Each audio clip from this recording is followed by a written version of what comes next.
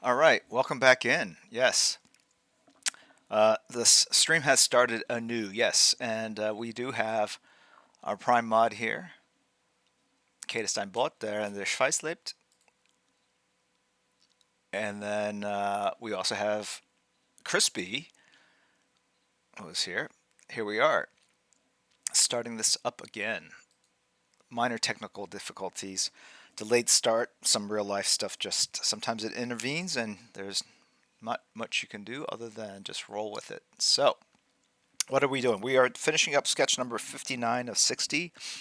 This is of Jace Fox, who takes on the mantle of Batman during Future State. We've got old man Bruce Wayne over here. Jace is reaching for the helmet, the cowl. He's reflected in the cowl. Old man Batman Bruce Wayne is over here. We've got a grappling hook, batarangs, gauntlets over here. I think what I'm going to do is actually take an eraser and just erase some of the pencil work. Generally with these sketches, I like to leave a lot of the pencil work in there. I like the vibe it gives, the looseness of it, the energy. But some of this pencil is just too dark and too heavy, and it's almost as dark as the ink lines, and so it's competing with some of the forms I'm trying to create. Okay. So as soon as I do that, it lightens up that area, and it feels like, when I'm looking at this piece, I'm now just trying to balance out the amount of shadows and black shapes versus white shapes, to help kind of organize the piece and make your eye go where I want it to go, right? So that's the power of composition, but you can also use black shapes, white shapes to do the same thing, right? So if you're doing a painting and you put a lot of colors, but as soon as you put white down, that white paint will draw that eye because it's such a contrast to the other colors. And then similarly, black shapes, shadows, deep shadows are great ways to frame um, compositions, right?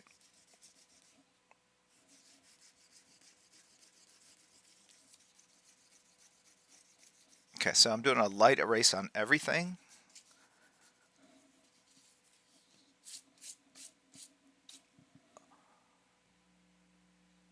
Okay.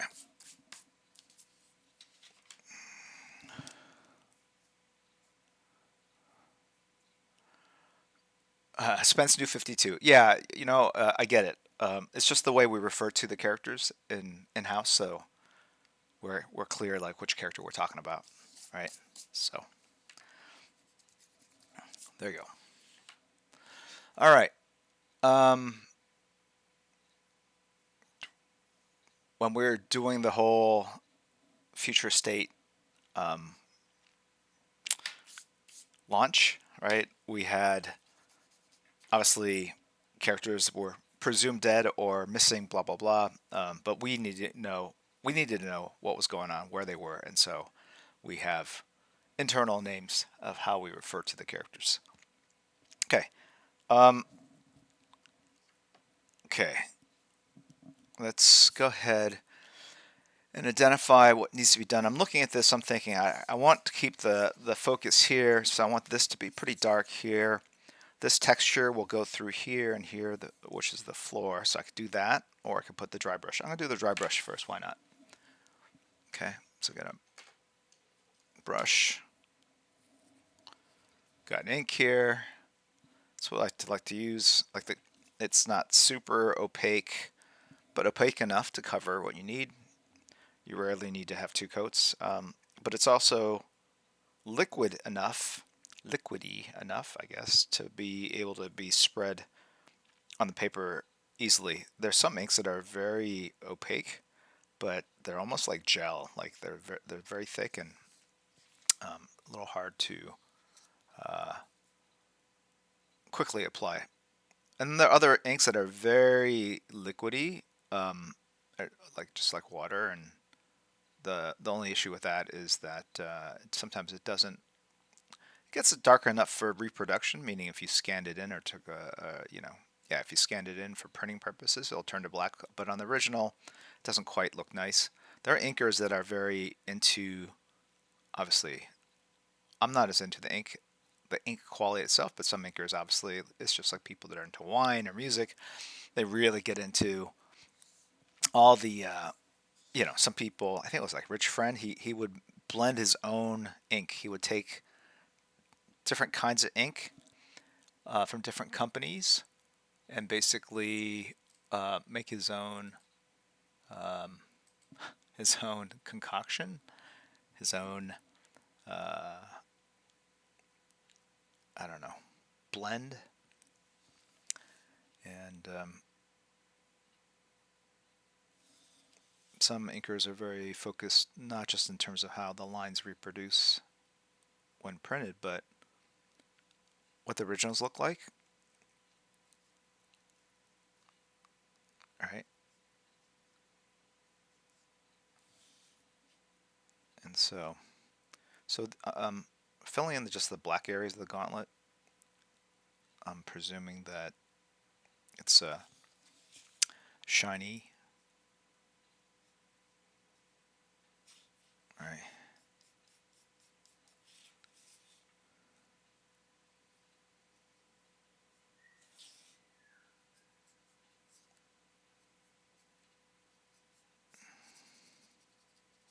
There's that dry brush. So now while it's still dry, I can go in and do the transitional areas between the pure black areas and the pure white areas.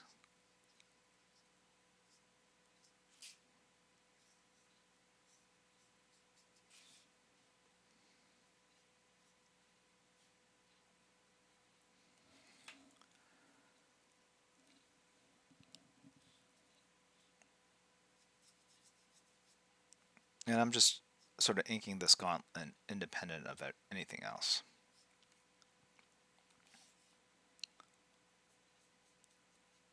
After I do the basics on the gauntlet, I will pull back and look at the overall piece and see how the black shapes I created on the gauntlet fit in with everything else. And then that might mean I go in and kind of take the exposure on the gauntlet, if you think about like a filter, and just dial it up or dial it back. It's hard to dial it back because that means you have to put white out, but you can.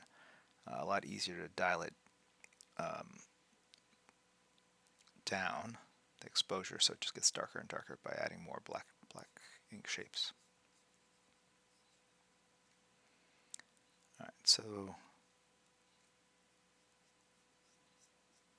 and you can also do that by reducing the number of highlights, specular kind of highlights, but it's not necessary. Okay, so that's gauntlet 1. Here's gauntlet 2. Got some eraser shavings there. Don't want to get in the way of the ink.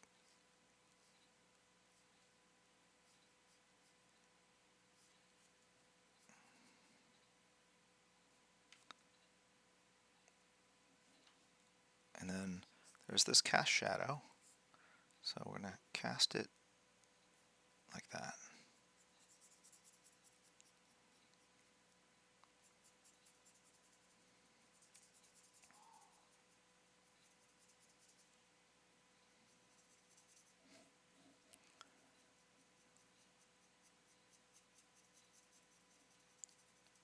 And also, one other thing, we did it last stream, but I chose someone from stream to have me ink their pencils. And I thought I'd originally had done it where I kind of reserved it for people that were subs or whatever, sub 25s. So I'm going to add another person to it. Obviously, I'm not going to change what we've already done. But in a little bit, once I take a little break on this piece, I'm going to go back in and we'll limit this stream to sub 25 emotes, and I'll pick one of the sub 25s to get one of their pieces inked by me on stream, and then I mail it back and they get to keep it. So it's both kind of entertainment, right, educational, and create kind of an interesting keepsake memento. And breaks up the creates a little more variety in the kinds of streams that we do. Okay, so here are the fingers.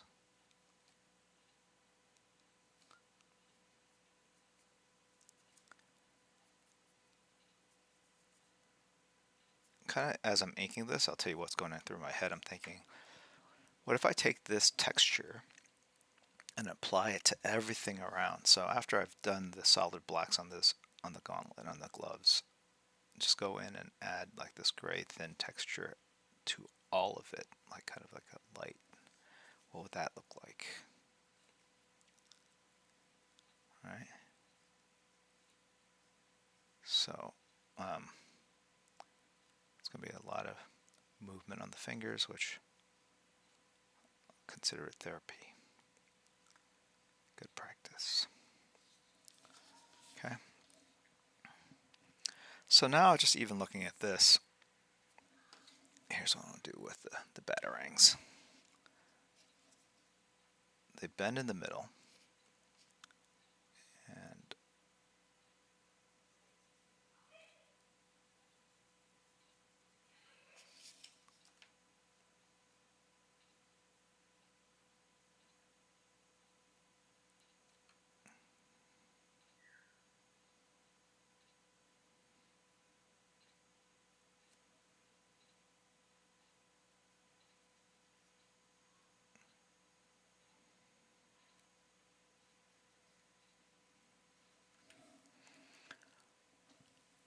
I'm winging it a little bit, as you can tell.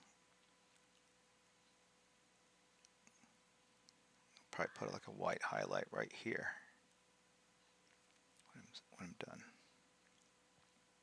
But I'm trying to create those kind of black glossy shadows that you see on things that I see these as more bulbous like in shape. They're not necessarily flat. They kind of go up in smooth arcs.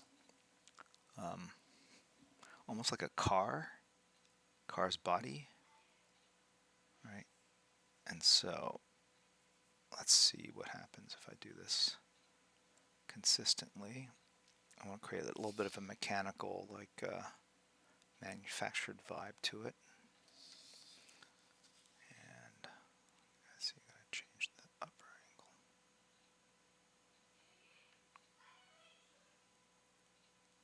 Okay. And then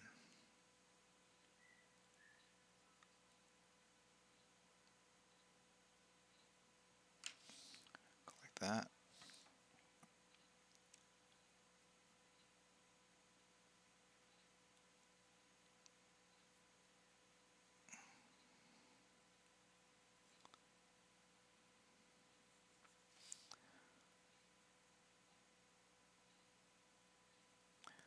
So while I'm doing this, for those of you that celebrate the 4th and have a long weekend, what are you guys up to other than watching the stream for now? Any other big plans? Trips out to the lake?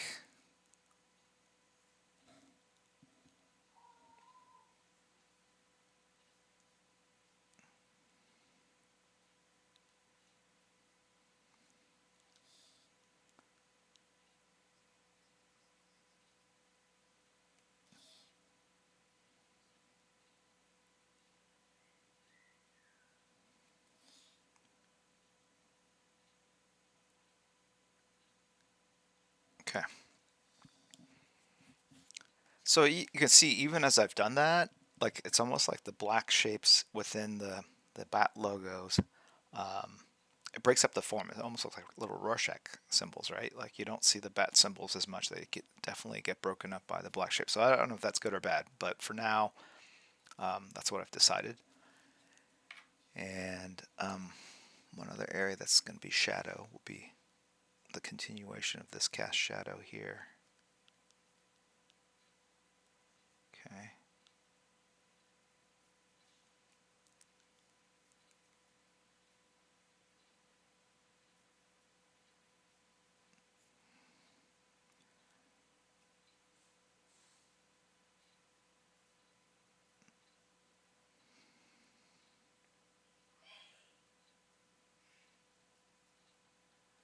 There you go. All right. And then just to pop these fingers out a little bit more, I'm going to make these lines underneath thicker. All right. Let's take a second off here. Let me get caught up on the announcements here. Angry Panda 888 has resubbed 46 months in a row. Wow, thank you very much. Appreciate the support. Robert 471, and Captain 5013, Spectre Marvel, David Pennyworth, Gold Gregory have all subbed and support the channel. Thank you very much. Daniel J. Bosco has cheered. Thank you very much. Appreciate that. And Kettengolil, Bronil, and Dylan Smith 8, Art Sorcerer, someone ran in, J Jake 16, Big LS Comics 77, Big Local Comics. No, LCS is local comic shop. LSC, I don't know. Big LS Comics 77, sorry. And Jace the Comic Source have all subbed and supported the stream. Steel Claw Art and Daniel J. Bosco, as I mentioned, have cheered. Thank you very much. I appreciate that. All right, let's go ahead and let's go into chat. Let's do giveaway. We'll make keyword. What will it be? Jim Lee Bat, I believe, right?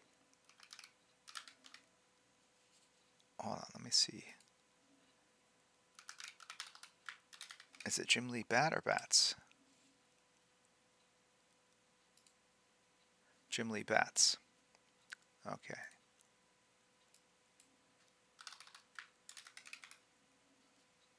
All right.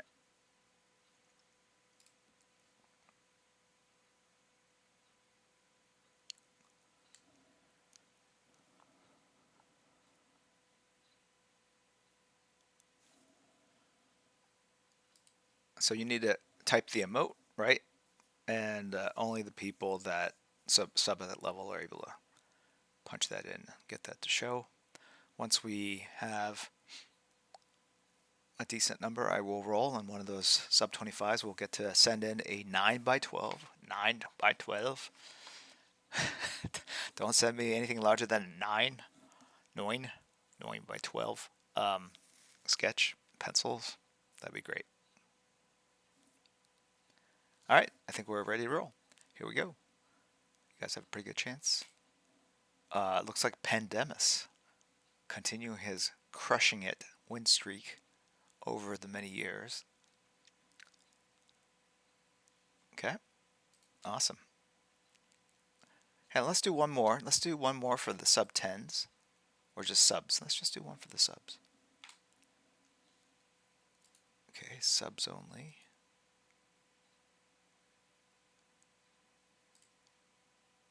Okay. So if you're a sub, okay, this should work. And you will have had to type something into chat in the last 5 minutes. I hope this works too, Crispy. If it doesn't, if it somehow does not identify a sub, we will just re-roll.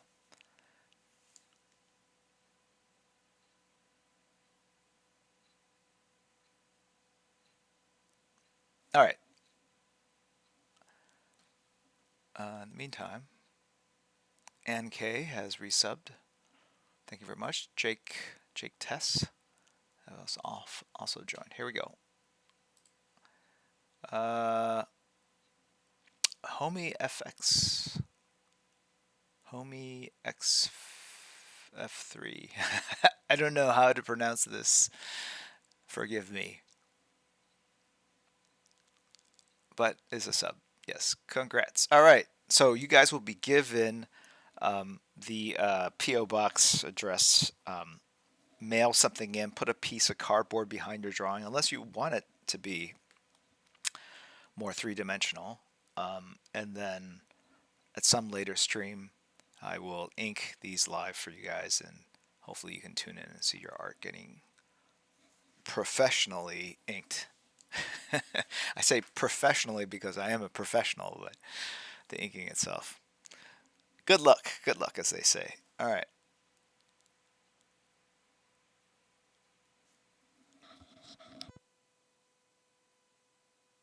Okay, great.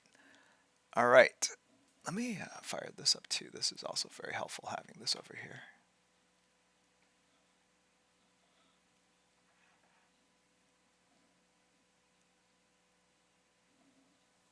Okay.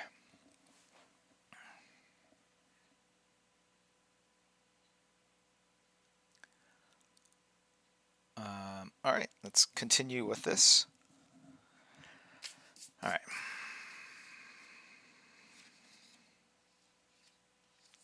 So I've spotted more shadows in there.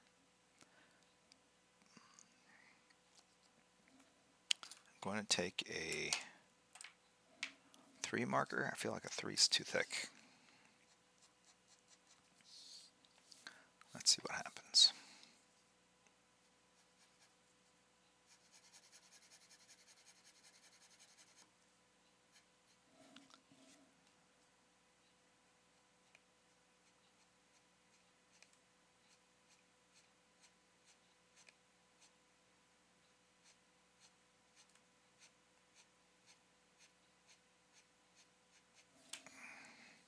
It's not too bad.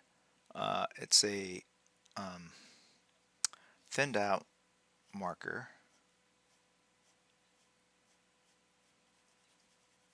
So if it was a fully loaded, fully operational 3 marker, the lines would be thicker, but you can see kind of how dried out it is. So it does give me a slightly thinner line, so I am able to work with it. I hate throwing away markers. They're expensive. I shouldn't sweat it because if you were to figure out the cost of the marker to the amount of money a piece brings in, right? So there's the cost of paper, the ink, the brushes, the markers. You add up that's all your costs. And if you want to get really into it, a portion of your rent, electricity, electronics. All right, so you add all that in and then you calculate, all right, what are you getting paid to do the piece? What's your page rate? What's the resale value of the original art? What's the print value? All right, do the ultimates, right? Not like the Marvel Art ultimates, but like a accounting term, the ultimates, which is figure out the true kind of ultimate lifetime value of the piece you just created.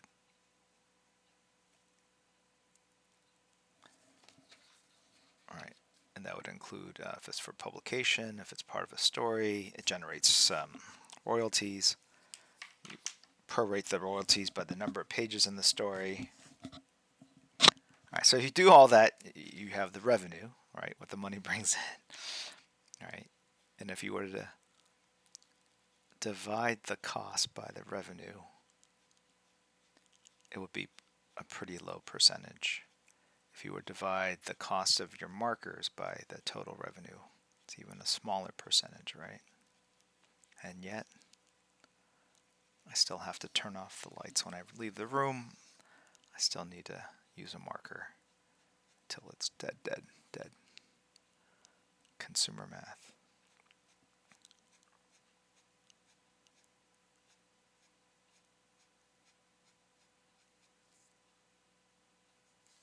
Then at times you go to Vegas, put $100 on red, and just walk. You don't sweat that at all, or maybe you sweat it, right? It's just consumer behavior.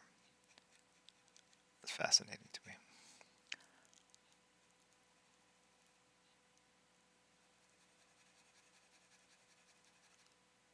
I've talked about this before, but like buying a full-on video game, $50. No problem. If it's a great game, happy to support it. You go like, oh, it's going to bring me all these hours of pleasure. It's worth the $50. Maybe you spend 30, 60 hours, replay, get up there. But then if you play some sort of mindless game like Candy Crush, and it's free, you spend hours like on a plane or in the, on a flight, waiting to board, the waiting room of a doctor, da da da. It's like, spend 99 cents to get this thing. No, I will not give you 99 cents.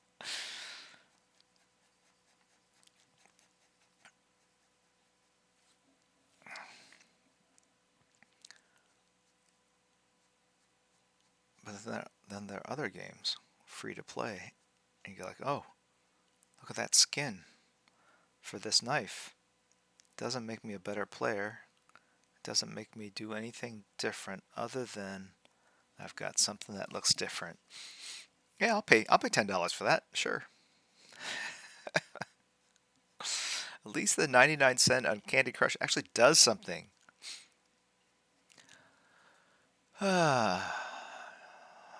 Crispy egg roll, yes, yes. Yeah, my kids, Jackson, my 7-year-old, he's like, yeah, it makes me shoot better. Okay. Placebo effect. Noted. Okay.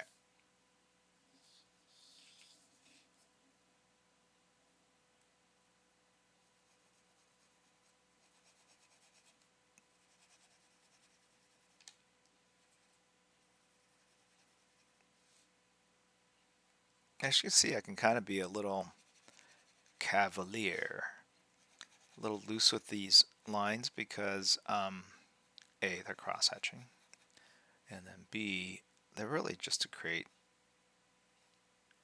value, and by value I mean like a gray tone.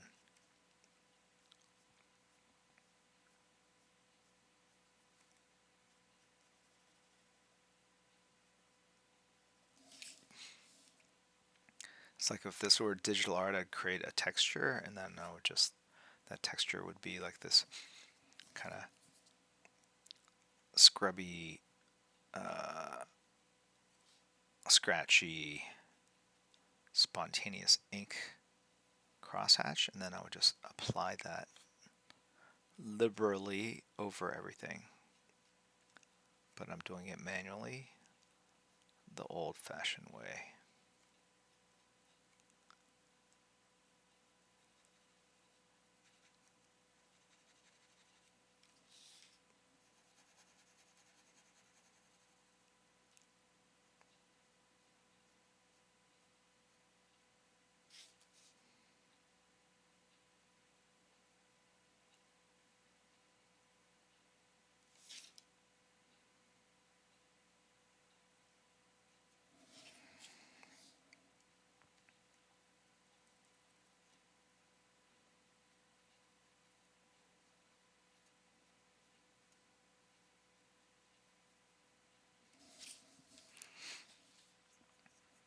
Okay.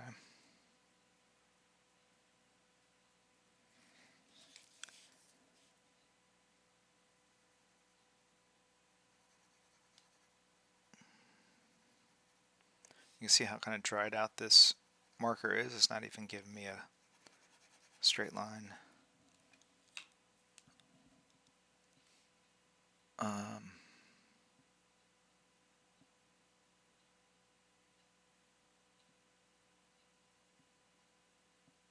Pandemus. I keep buying skins for Fortnite. I haven't played in over a year.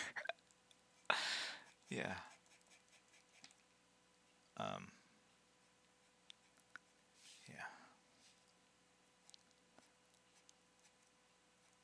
It's like I will not give 10 cents to children in need at the grocery store checkout, but I will get a membership to 24-hour fitness and go one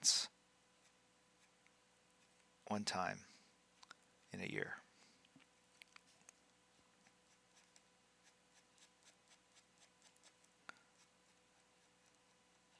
there is a way this actually, it all makes sense. There's, if you break it down, why this is the case.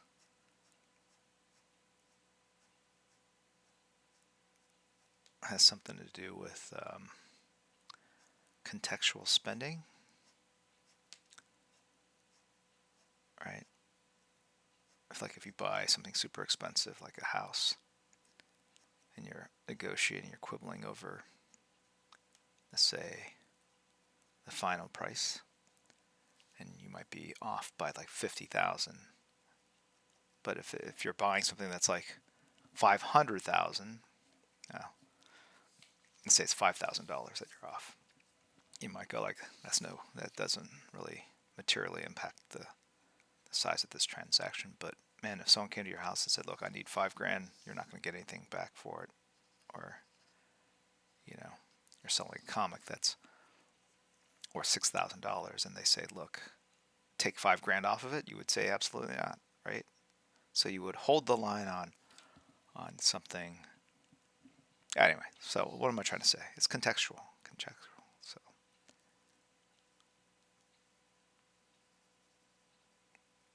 but should it be?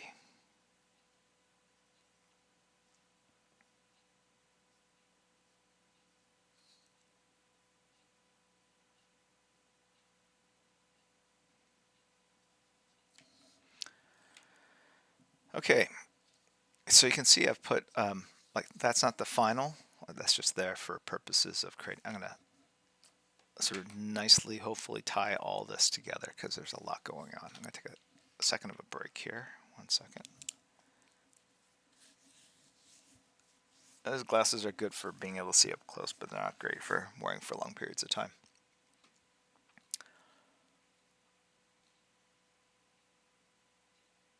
See you later, Spenny G. Spenny G, I'm sure you're already gone, but I'm just sort of scrolling up very quickly.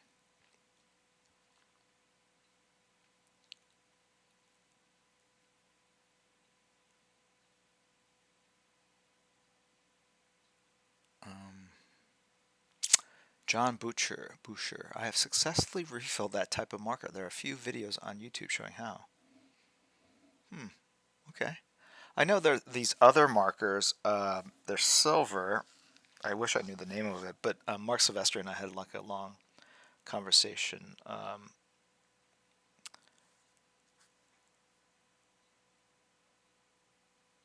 And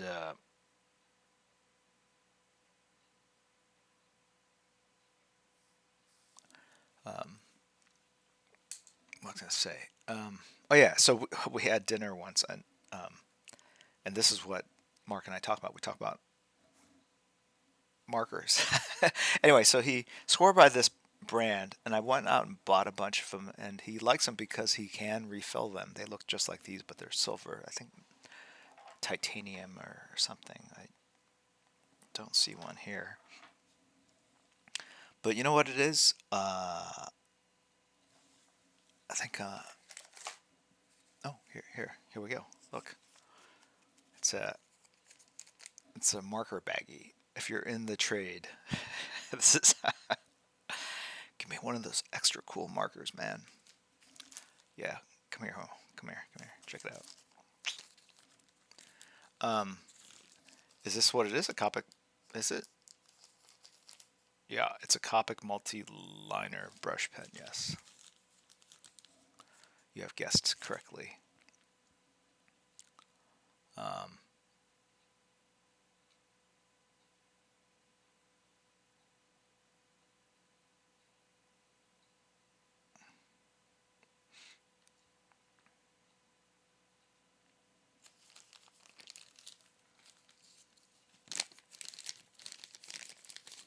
Okay, so this is I've not even used this, and we had this dinner maybe, well, definitely over a year and a half ago. I want to probably like 3 years ago.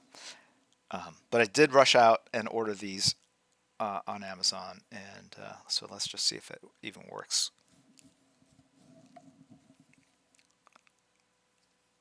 It's a whole different system of telling me how thick it is. Oh, this one is a brush.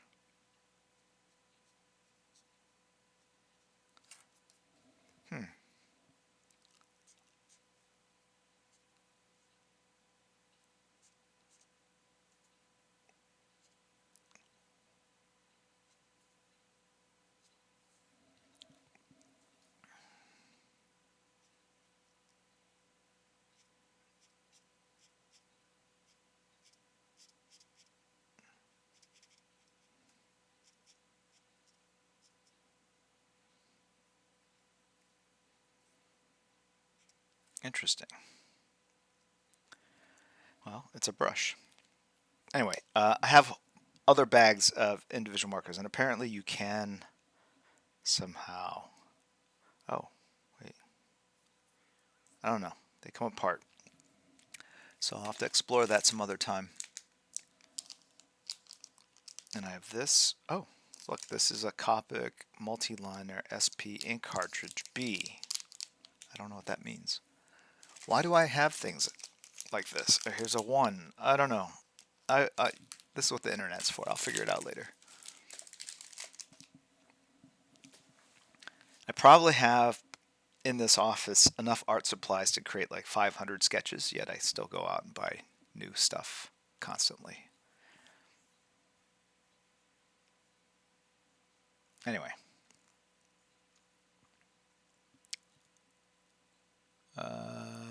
Nice to meet you, G20KBBQ.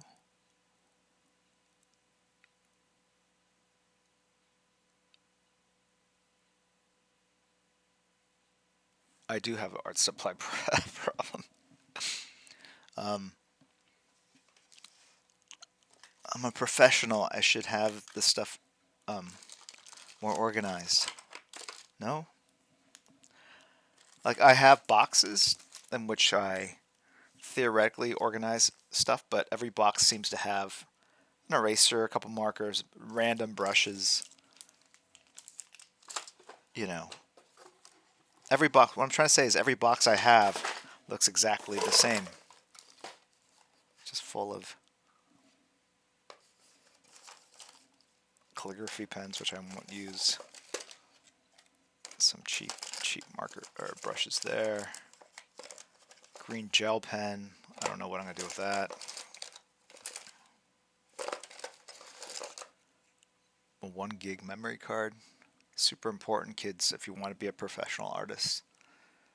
You never know when you're going to need a 1 gig memory card in its protective case.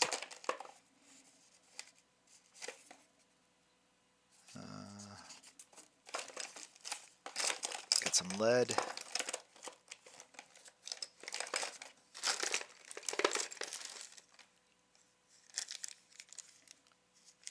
An adapter for something I don't know. I should just throw that away. I don't even know what this is for. Tomorrow I'm going to find the thing that this is for, and I'll go, where's the cord that powers this thing? Oh well. I am going to have to learn to live with those kinds of future dilemmas. Anyway. So someday, if I were like Quick Draw 13, I would have probably a box of like 1 markers, a box of like the nicest brushes, a box of like dry brushes, blah blah blah. But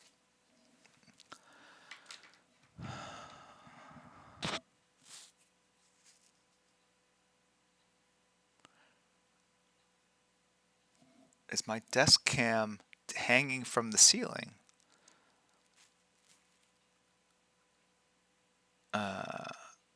No.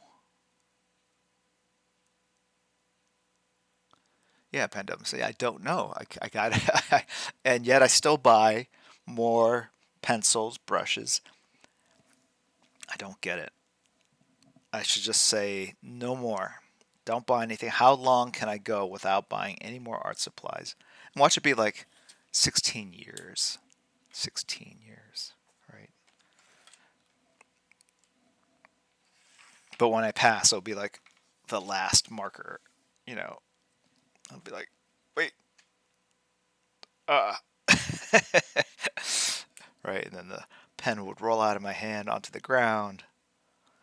The camera would pull up. It'd be like that scene from Arkham Asylum, the Grant Morrison one, or David Ayer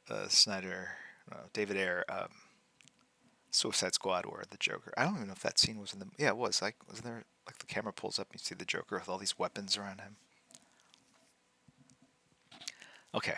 All right. So I've got this Now I'm going, what do I do now? I know I want to definitely push that stuff in the back. So let's go ahead and take this 0.3 and see what happens if I do this.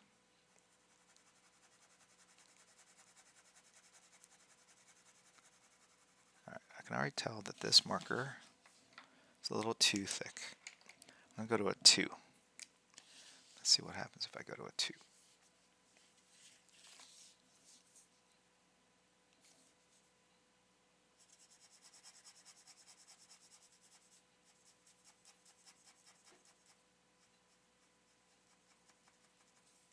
This 2 is also a little dried out. It's giving me a pretty fine line. I don't even know if you can see it on the stream. All right. So let's go ahead and push this back some more. Now if I do this line here, see how it takes this round shape that's this forearm for this gauntlet, it flattens it out.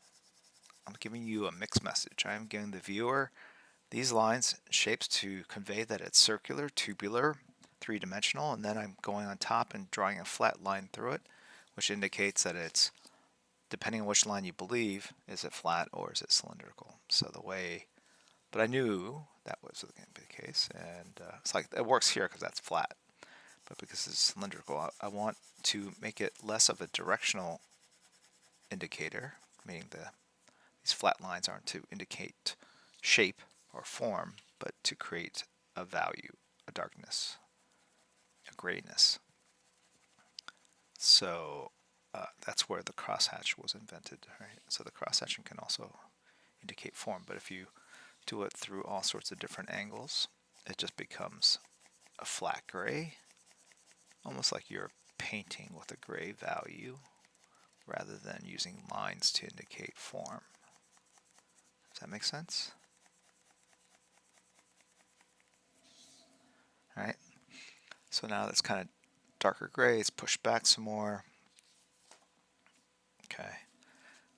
All right. I don't want you to spend too much time looking at what's behind the helmet. Maybe you look at it and go like, oh, that's his gauntlet. I get it. But to me, that's like what you see 15 seconds or 10 seconds after you see the main image. Right? So in a way, it's a single image that I can't really control. Well, I will, right? Or the intent is to. It's a flat image with multiple things going on, and the goal is to unveil different parts of the story, if I can call it that, to you in different stages, and that is accomplished through composition and creating values and shadow, etc. So here's the story. When you see the story, you see at first glance, if you were looking at it as a thumbnail, like on social or something, you go like, oh, it's Batman's helmet. And then when you look a little closer, you go like, oh, it's different than Batman's normal helmet. The mouth area is closed off. Wait, there's a hand reaching towards it. There's a reflection. Who's this? That reflection does not look like Batman. Who is this in the reflection, right?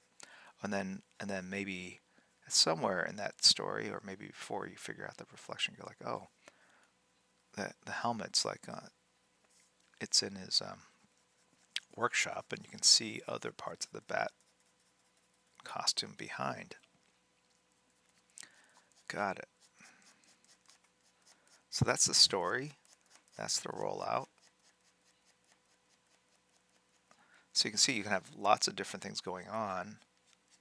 You can create some very complicated single illustrations, but if you light it, compose it, render it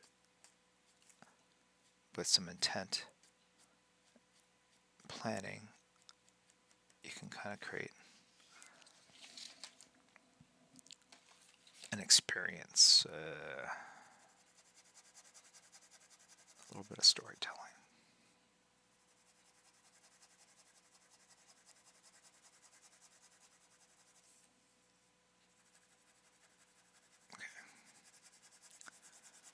So this is probably the kind of thing that's probably bad for your hand to do over and over again. Certainly if you were to do hours of this kind of motion, pressing really hard, because I do press pretty hard on my thumb pad there.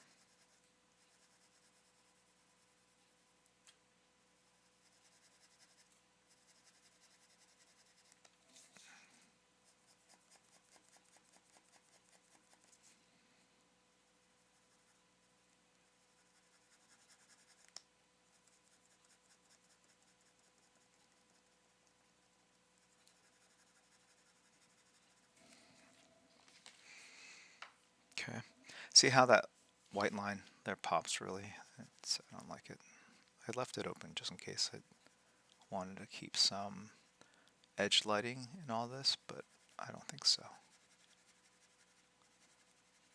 So an example of where I did this on a previous sketch was I think the Ace the Bat Hound sketch. If you guys can pull that up.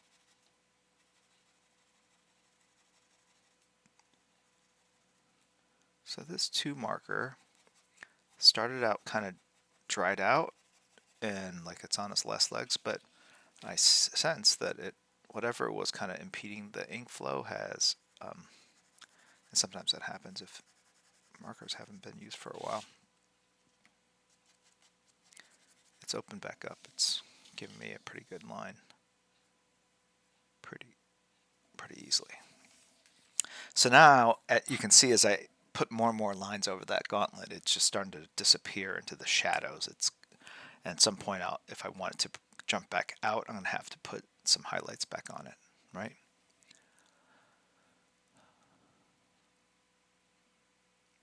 Spence New 52, yeah, that Ace went for some crazy money. Yeah, these sketches in general, like, whew, I mean, the turnout, the reception, the support have been phenomenal. In many ways, have really set the value for work like this, certainly for me. But I also think they're going to be remembered through posterity, comics history, as something kind of unique, given that 2020 was a very exceptional and once in a lifetime kind of moment, and the fact that there's like a limited number of these. They were done during a period of social upheaval and high anxiety.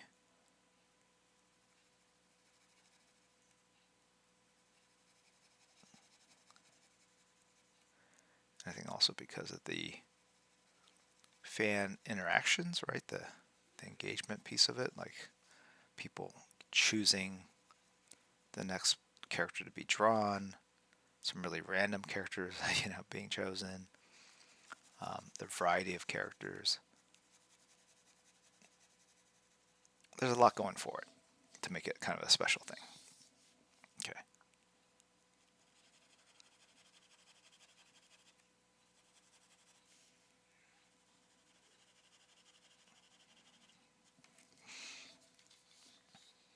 Okay. So in my head, I'm already thinking, like over here, it's got to be much darker, certainly that corner, and I'll take care of that.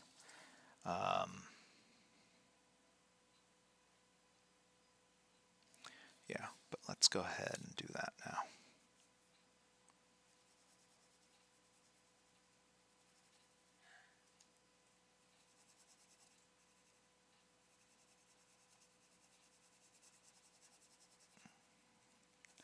And this is how I did like the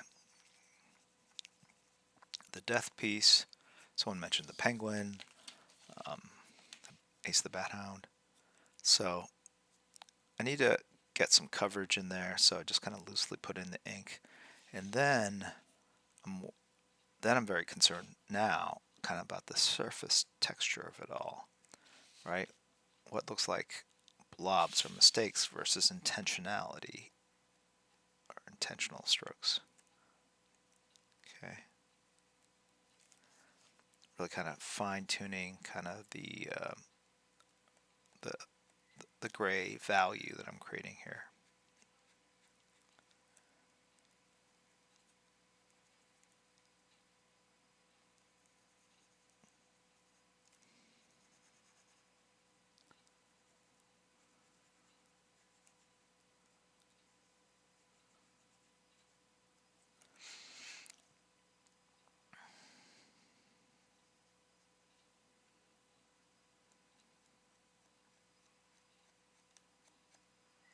Okay.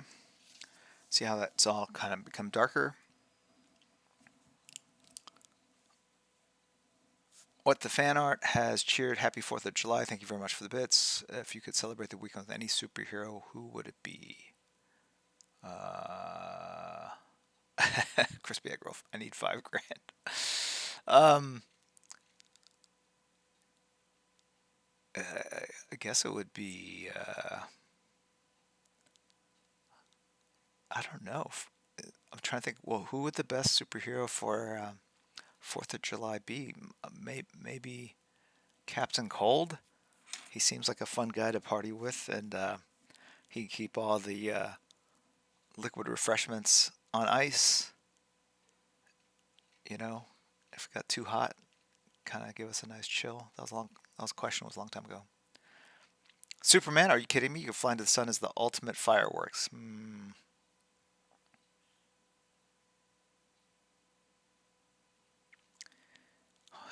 Homelander. Yeah, I think that's a special kind of 4th. Jubilee. You have like a really interesting kind of fireworks display. All right, let's got superhero some art.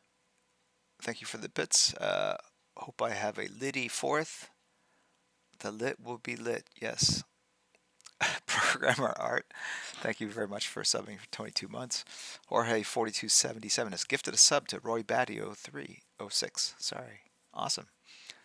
James RGH has resubbed for 11 months. Golden Hands has as well. Wolfman Mark 1. Danger Rages.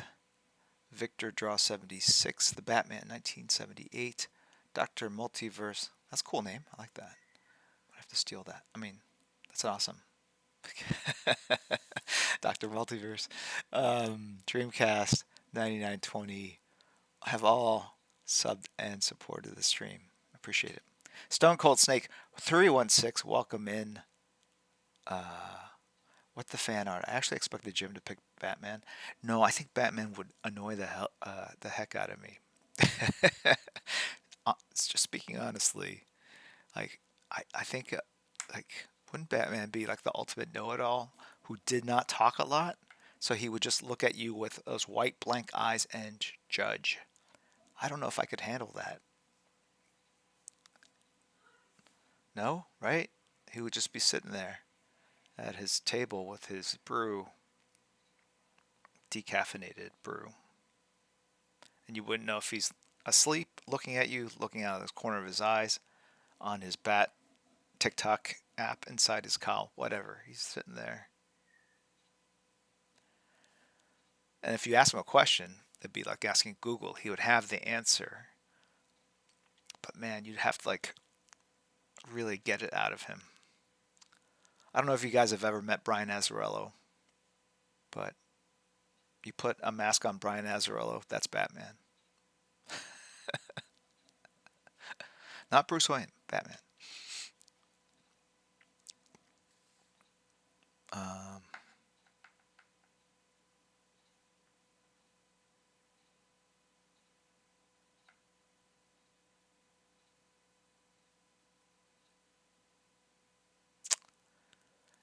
Mr. Santa and Golden. I love watching your streams and love your art as well. Thank you very much. I appreciate it. Thank you for coming in. Alberto, the Empire cover was sweet. Yeah, thanks. That was a lot of fun to do. That was one of the things I did. I think I put a post up right before I went vacation to Cabo. I said like, oh, I was up late on a deadline or something. So that was just one of several things I did before I left. So that was one of them. So there's a lot of art I actually have been doing. I have not shared it on social yet because waiting for the appropriate time. There's a project I finished that won't debut till next year, like spring. Craziness, right? Can't talk about. So I've been trying to keep busy.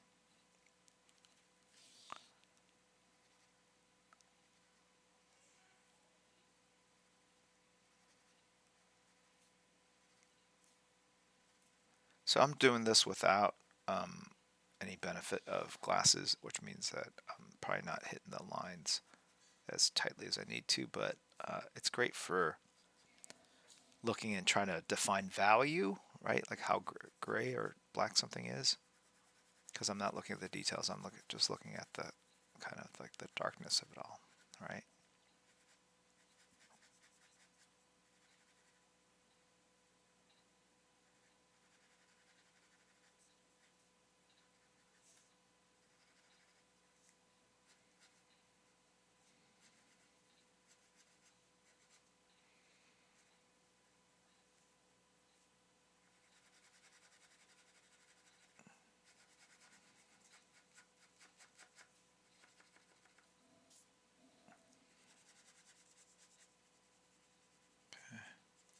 So I just want a little bit to show through, and maybe you don't even know it's a glove, like I said, until you like look at it some more. Go, like, oh crap, it says gloves behind him.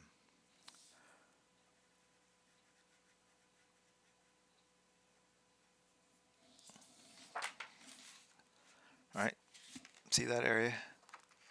Now it looks very kind of like Geiger-esque, like that alien. Like it looks almost like a chitinous armor for an insect.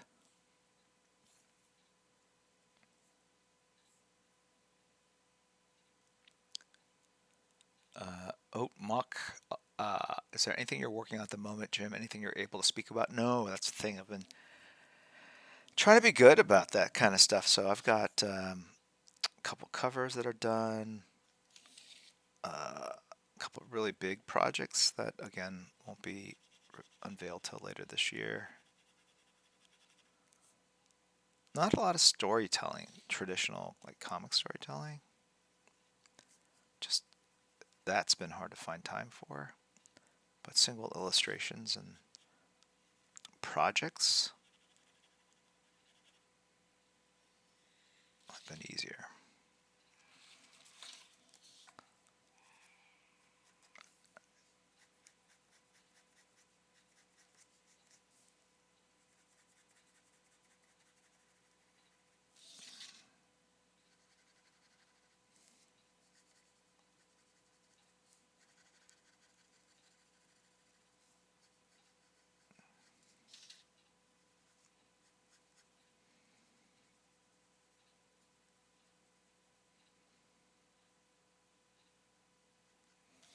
Okay.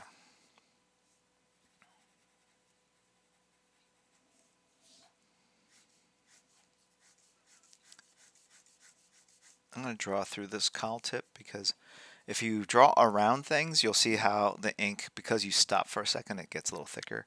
So if you draw through it, and then I white it out later, the lines look really flatter behind it and don't beat up where they should.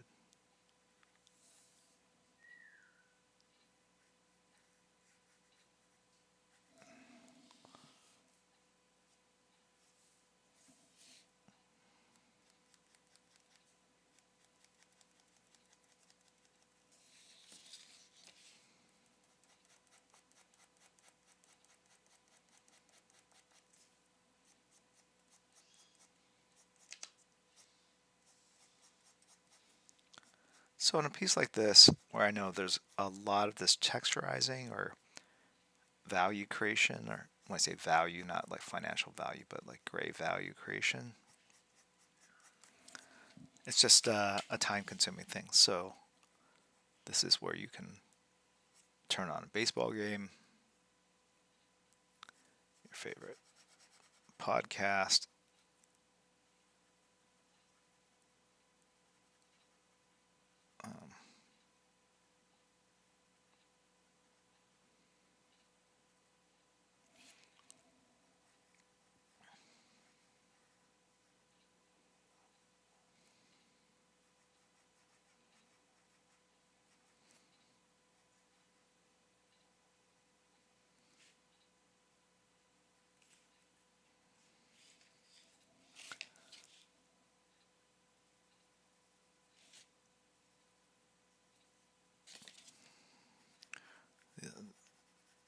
this crosshatch is a little ragged, so I'm going in and kind of smoothing it out.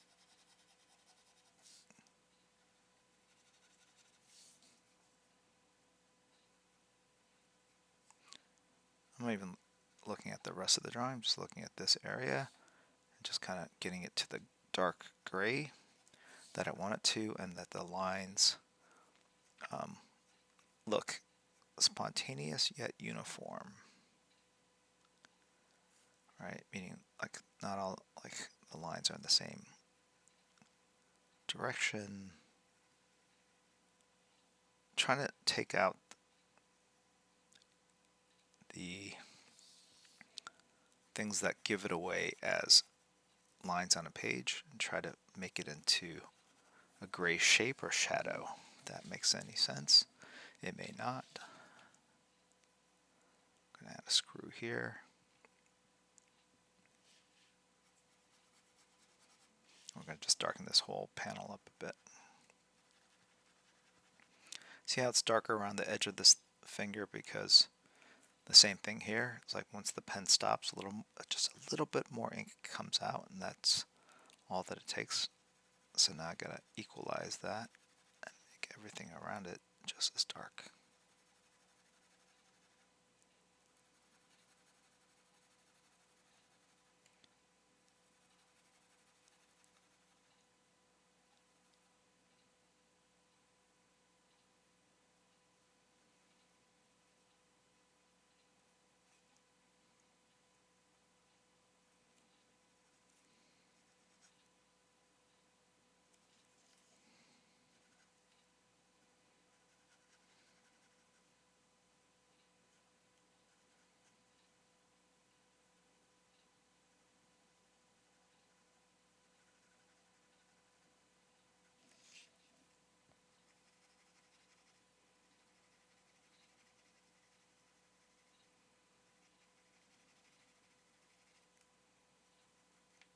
Okay.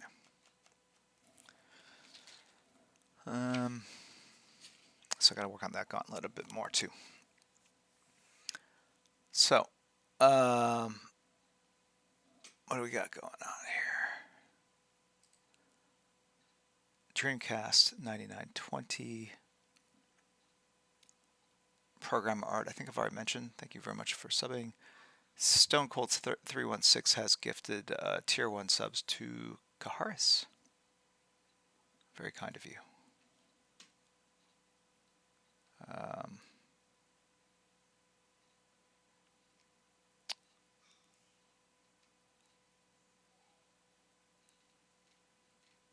Okay.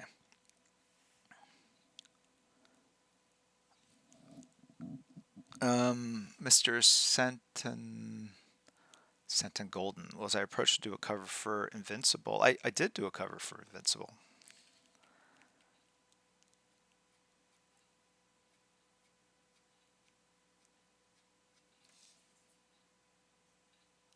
If you Google it, something should show up. Robert Kirkman asked me, I want to say it was for the 50th anniversary, but I'm not 100% sure.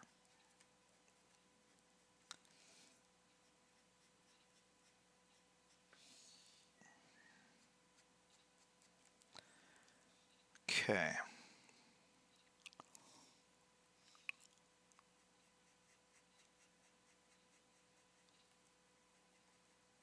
Okay, just kind of finessing these edges here and the value of it all.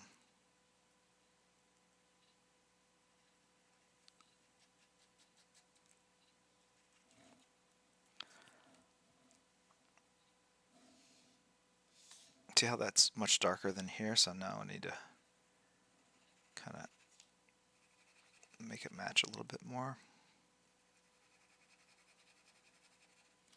Right. So this is what this piece really kind of entails, just a lot of noodling to make things consistent with the thing around it. It's like fine-tuning the values of a piece, right? If they're out of alignment, it breaks up. So, right, so that's now, they're all three kind of equally dark, but now this one's not as dark as here, and it should be. See that kind of line here? I want to break up that line a bit, get rid of it there.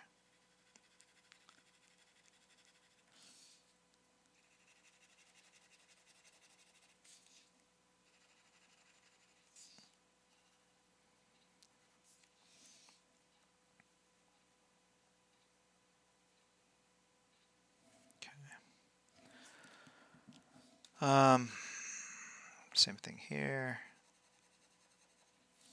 All right, let's take a look, see what we have here. All right. This is coming along pretty good here. I'm relatively happy with this. I think it still needs to be darker. I might dry brush that. This has to be worked on next. This is good so far. Probably darken this area altogether and not have it be black here. Right. So.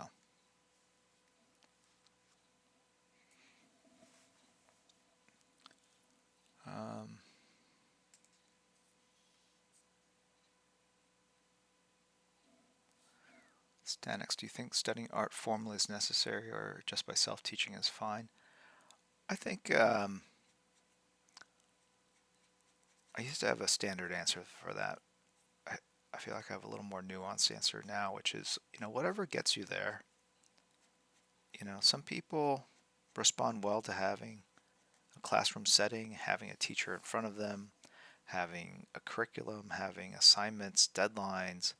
There are others that can assemble books, look at stuff, watch videos, kind of learn and teach by them, teach themselves. So I think it comes down to personal preference and what you respond to, what your budget is. If you can't afford a college setting or art school setting, that would be a bummer. That's right. But I wouldn't let, knowledge is knowledge.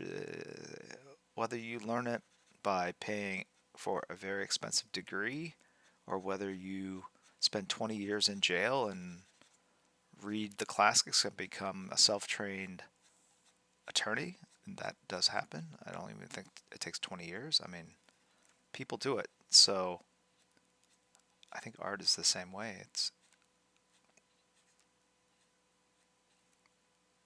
kind of comes down to what you want out of that experience. In art school, I would argue that it's not just about learning about art, but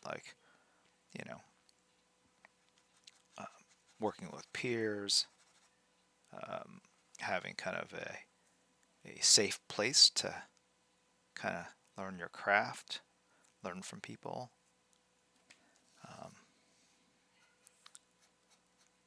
But I don't think it guarantees employment afterwards or any of that other stuff, right? And I've had kids go through art school. I want to go to art school. I support it. I support them. But I didn't. But I have a degree in psychology.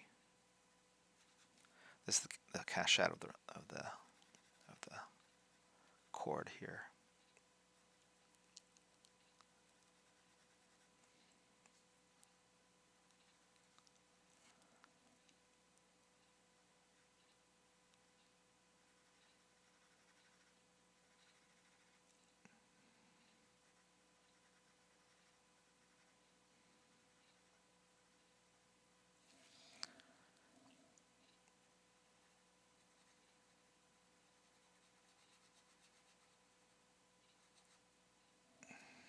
Okay.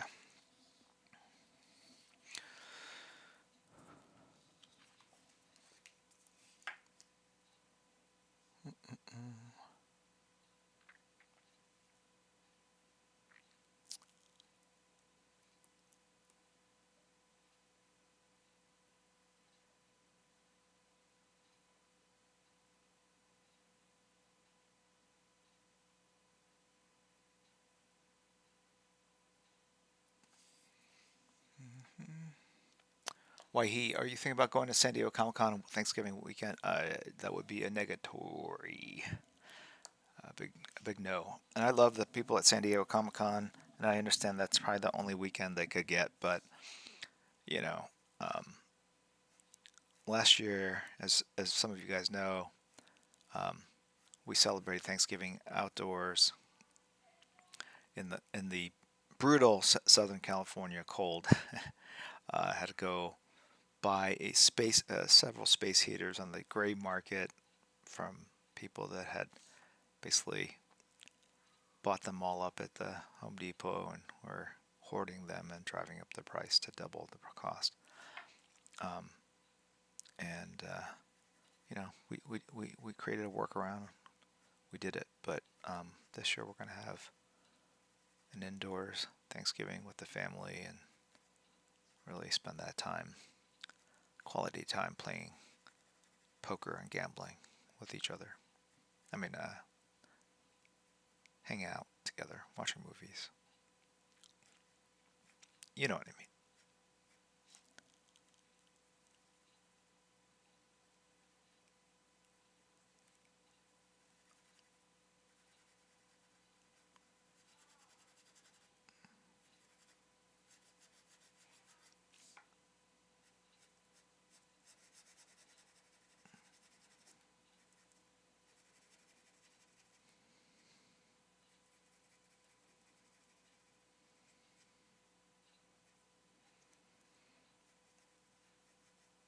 Okay.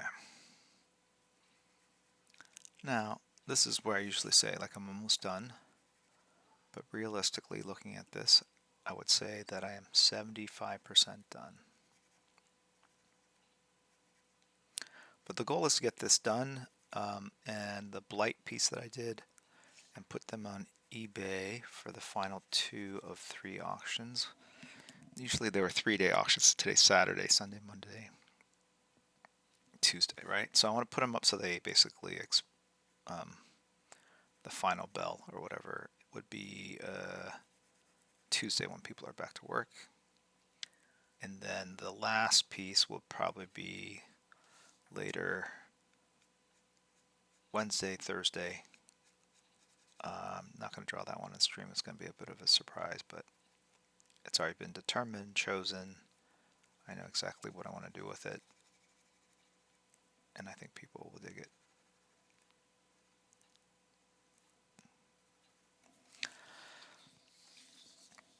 The goal is to, on all these, to have a slightly, not to repeat ourselves. So everything is represented once. I think there's some characters I thought would be picked out and just not. And I think I'll do a recap leading up to the last one where I repost every sketch and maybe just mention like one little behind the scenes thing behind it.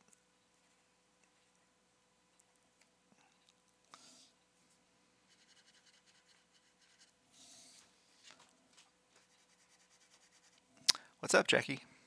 My knee right here, I see a little and it's like not infected. It's healed. Oh, that's good. But I should still I should still heal it because there might be some little infection that might infect still. Yeah. I don't see. Our son hers. He had the inside of his legs super scraped up, and then they got infected. It's like a surface abrasion, but pretty. I don't know. Probably took off maybe a eighth of an inch of skin off his right by his knees on both sides of the legs. He was walking our Leonberger dog, which is she's got to be 100 pounds, 110, 20, I don't know. And she saw some little dog that another person was walking, and she ran off, and my son was holding the leash, walking with his bigger brother, and the leash was wrapped around his arm, I think, or his forearm, and it basically dragged him on the ground. And but man, kids at that age, SM Cardi, if you're here, they heal like Wolverine, man. It's incredible. Like, I mean, he got infected, and so he's had to take some antibiotics. But it is it's amazing. Like, you can see it, not quite like bamboo growing, but on a day-to-day basis, it's amazing how quickly they heal, as opposed to people like me, where I think I've got like wounds, scabs that are still healing over from like 4 months ago. I'm like, oh, it's almost gone. It's crazy.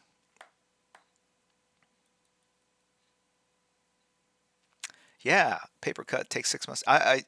Dude, there are Like there's like a scab on my rib over here. I'm like, what? That's from like 2 weeks ago. Because I injured it on the boat. You know, I scraped my body against something, right? And it's amazing.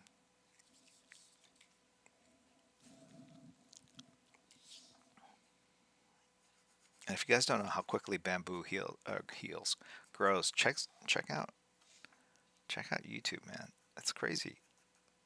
I want to say it grows like a foot a day, some crazy number.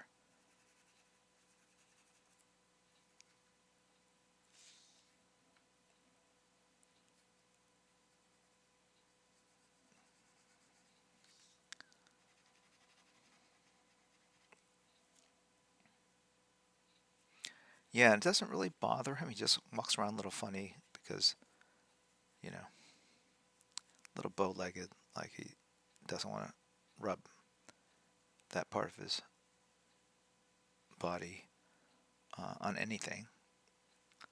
But like at night, it can bother him while he's trying to sleep. But during the day, it's amazing. Like it's a strawberry. That's what we used to call them. Because your skin looks like the surface of a strawberry after you.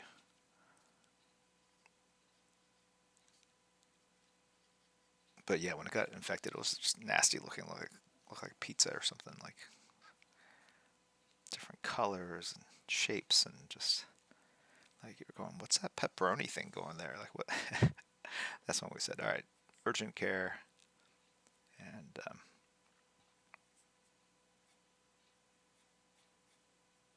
this is doing better.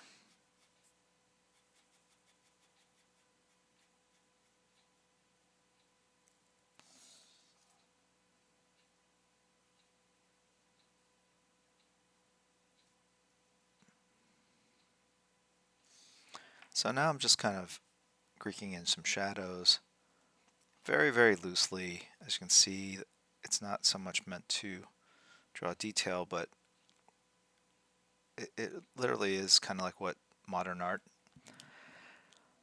is all about. It's sort of like deconstructing shapes into just random, or deconstructing objects into random shapes and lines. It's about how these random lines can kind of fool the eye into making things, like how you can draw like a nose or a mouth without really drawing a nose or a mouth, but suggesting it, and then the mind kind of fills in the rest.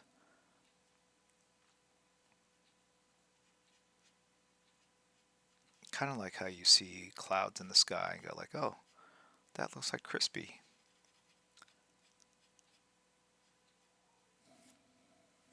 That's what Crispy does.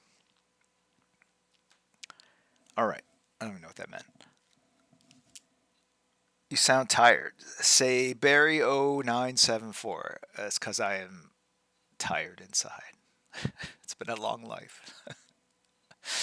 um, Roy Batty06. As a kid, it was a badge of honor to have nasty scabs we'd compare around the playground. For sure. Like, I showed my son, I've got like this 3-inch scar on my knee that I got from playing pickle in the backyard. I remember that. Like, it was probably like 5th grade.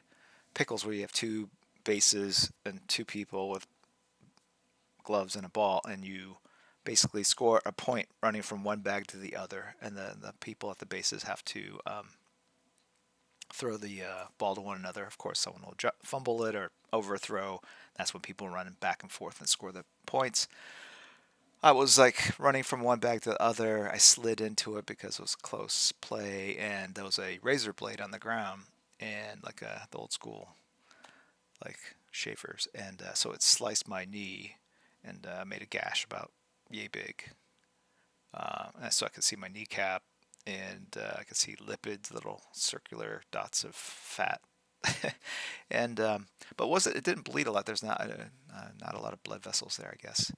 Yeah, Daniel J. Bosco. Yeah, these are the stories that you came here to hear. Who wants to see drawing? You want to hear gory details, and and uh, and this was right behind our townhouse that we lived in. So I came in, My dad, who's a doctor, he's an anesthesiologist though, but he looked at it, he's like, "Oh, you're fine.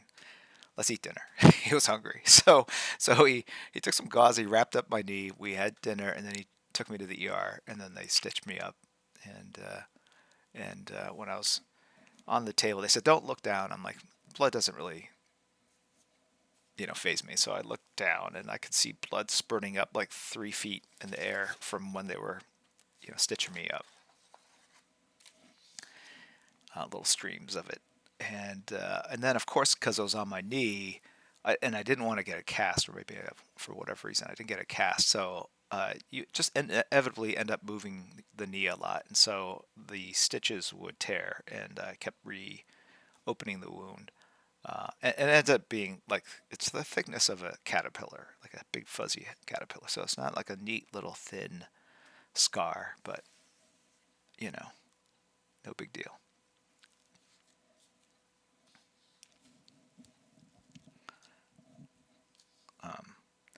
So yeah, I feel like I grew up in the Middle Ages in terms of the healthcare I was getting. Same thing happened with, and I've talked about this before, when I dislocated my thumb. They just kind of yanked it back into place. And probably not the best thing to do looking back on it nearly 40 years later. Nearly 40. I injured it 38 years ago or so. Back when I was, I think, 16. Dislocated it playing football. So yeah, 40. And went to the ER, and the doctor, nurse, I don't know even know who did it. He just put his body between me and my hand and yanked it back out. And but yeah, if you do an MRI now, which I have, or an X-ray, you will see that the bones are supposed to essentially, you know, sit like this, and it's a little off, like that, right? And if you're a radiologist and you look at a lot of X-rays, I wouldn't have ever noticed, but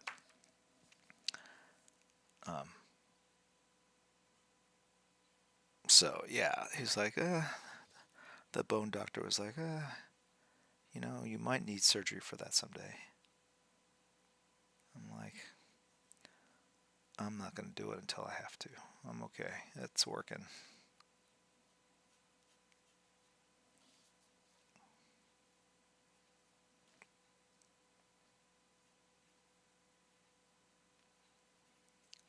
That's a massive issues with my.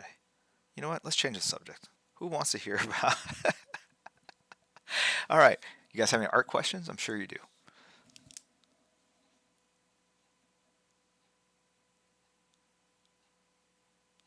Easter egg on this sketch. That's right.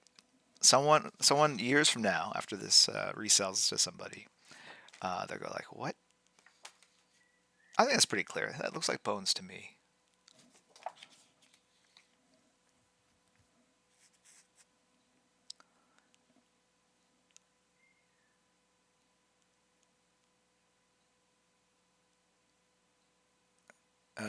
R.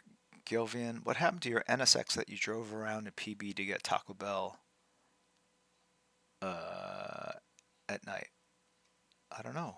Is there a story? Is there? I did have an NSX. I did drive around PB. Definitely Taco Bell. Um, I don't recommend driving fast. I know when you're young, it's like I don't know if you can control it really, but I don't really drive fast anymore. But when I did, it was to get Taco Bell. No, I think one time I hit a turn too fast, and then I hit like just even like the raised, those concrete islands, right? Like if there's like a turn, like sometimes there'll be a concrete island here, right? And like this is an overpass. Here's the freeway. So it was like this kind of turn, traveling down this. This is right by PB, and you hit this turn, and then it's a sharp turn back up this way, and my speed was going too fast. I couldn't turn fast enough, so I ended up hitting this island. And it was probably only like 6 inches tall. But when you're going fast, anything on the road is gonna really. Anyway, so the NSX is a light car. It's mostly aluminum, or it's a lighter type car. And I got air, and it's the only time this ever happened to me. And it kind of shows you the danger of driving fast that you don't realize, because very like cars are designed, engineered to stay on the ground. That's usually where they're the most safe, right? That's what the tires are for. But I was up in the air, and it is a scary thing in a, you know, several thousand-pound vehicle off the ground, and you're turning the wheel and nothing's. You're you're flying. You don't have sails, you don't have engines or jet engines, you don't have turbo engines you don't have fixed wings per se, except in the back. That's designed to keep you down, but not to like move left or right. And if there was a car heading this direction, because I basically continued straight. I hit that turn and I went up in the air. I would have hit that car and done horrible damage to myself and that person. But it was very late at night, and fortunately nothing happened. I'm not one to drive recklessly with lots of other people around, but so I will share that story with you, young impressionable drivers out there. Don't do it. Manage your speed. You don't want to find yourself in that situation, because it is a frightening thing.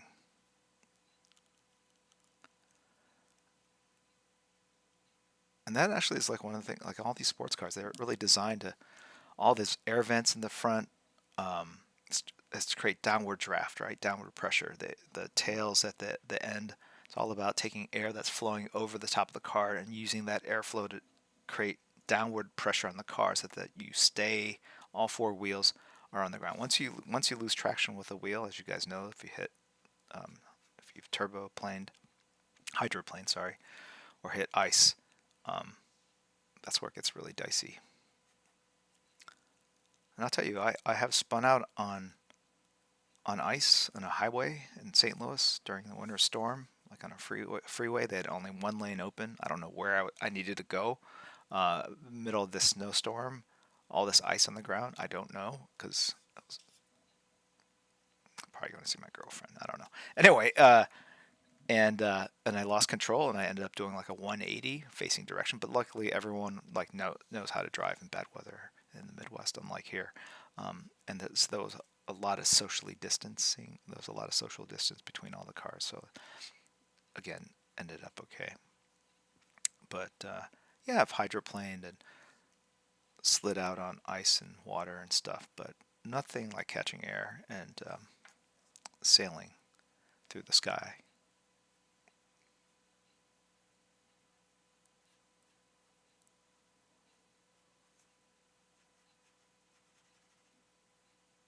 Nowadays, that video, because it would probably all be captured on video today, would be online, and you'd see.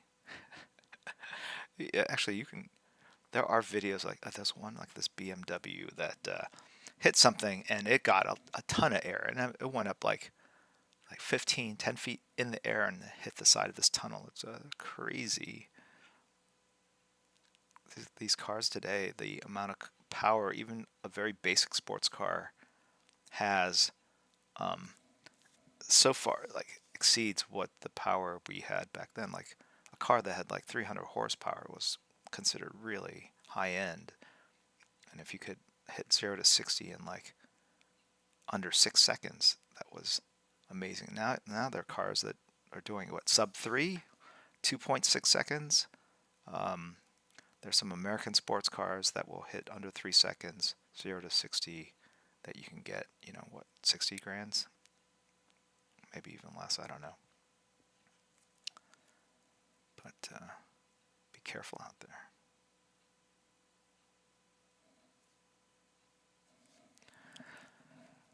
All right. Superhero swimmer, all right, to see your girlfriend. Like I was going downtown in St. Louis, like because I lived in West County. Like, where am I going downtown in the middle of a snowstorm? and she lived downtown. So just being truthful. Anyway,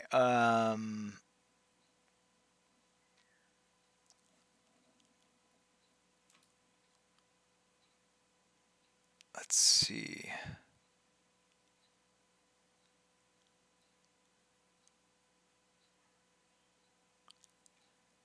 Jace, the comics.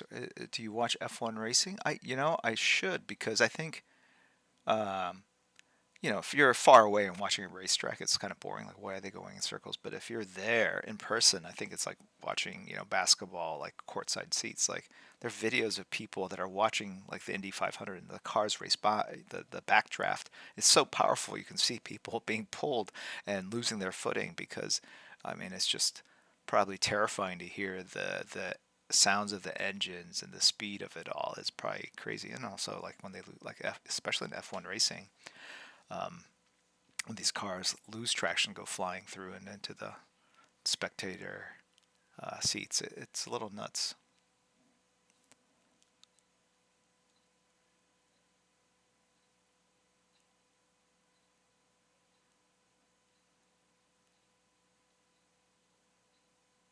The newest Fast and Furious, there's flying cars. Yeah, yeah, for sure. Drive stream with Jim Lee, Stan.exe. Yeah, I'm heavy into cars. Less so now, but I've gone to like a bunch of. I went to like the Porsche driving school in Montgomery, Alabama. I think it was like 4 days, and then Mansion Hands. We have a Sprinter. We customized the interior like captain seats, and I have slept in it.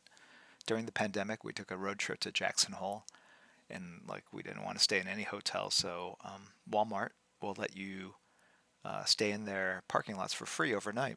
And so we took the Sprinter, 3 kids, 2 dogs, I think, at least 2 dogs, and we stopped in, I think, Salt Lake City, and then another one I forgot.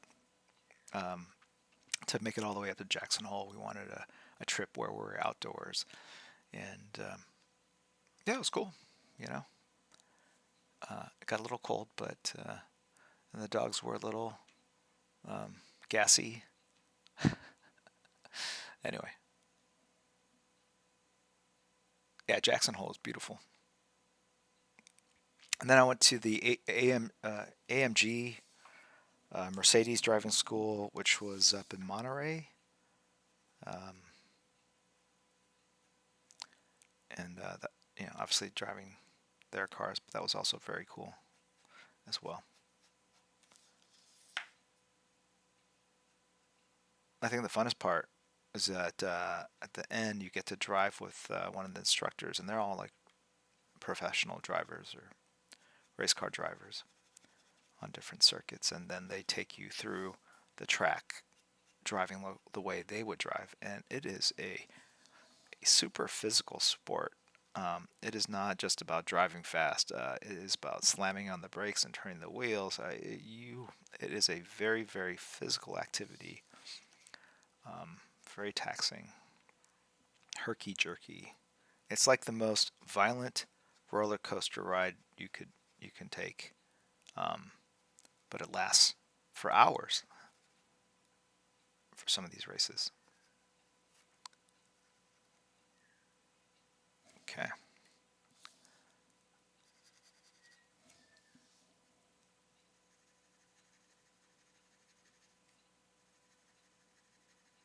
Okay, now I'm just kind of spot evaluating, like, oh, that's kind of light there, or that's too light. I'm going to darken that up.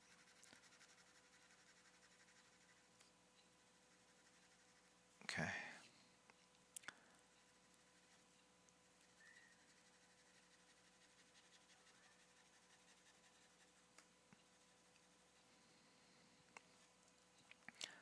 Some of those were meant to be kind of like rim lighting, like if you were putting in gauntlets into a board or a table, like having little trim lighting kind of illuminate all the things you have. And I can certainly like that line there, or this line here, and I can certainly go back in and do that with whiteout, and I may with like some splatter to kind of make it give it a little bit of a glow.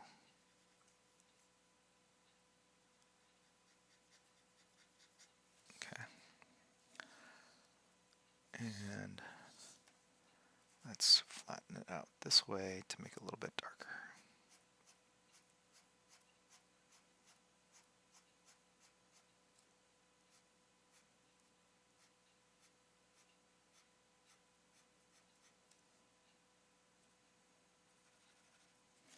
Okay.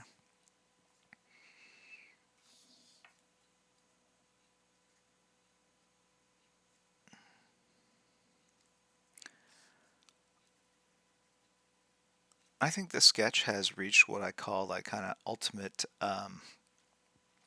value,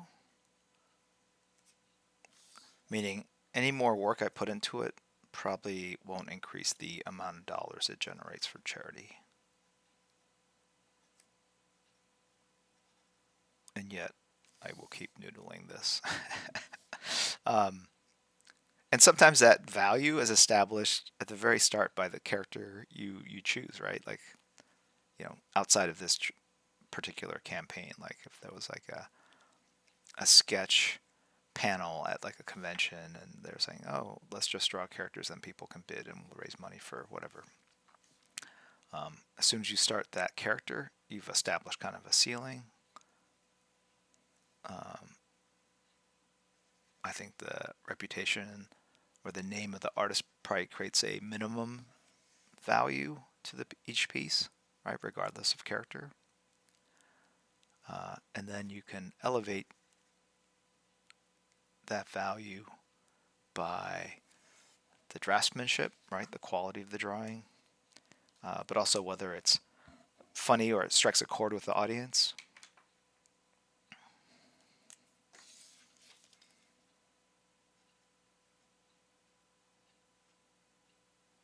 Okay, so with this, I'm going to use like large angular divots like this to kind of blend in and kind of suggest the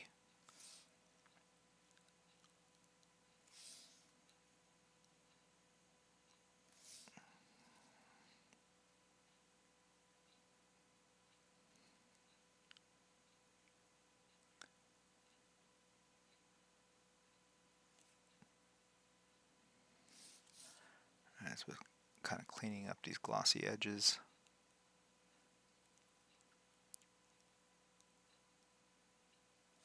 What that's telling me is that this probably needs to go a little bit more over.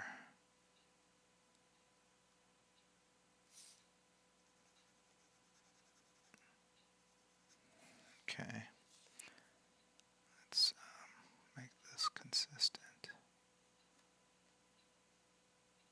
I'm going to put some white out right here.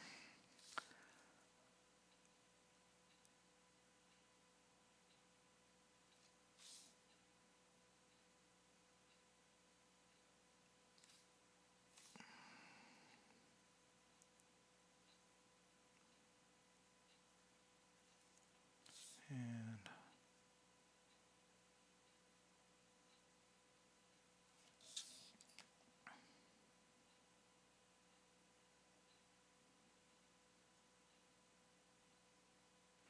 okay.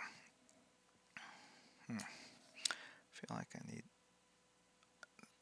that there to kind of like hold over that consistency of it. Okay.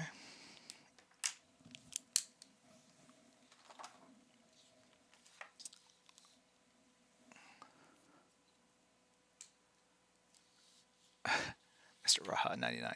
Keep noodling, never stop.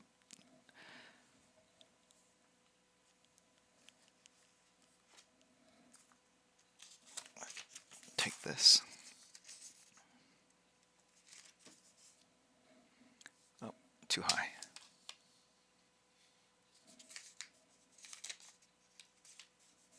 Put that there.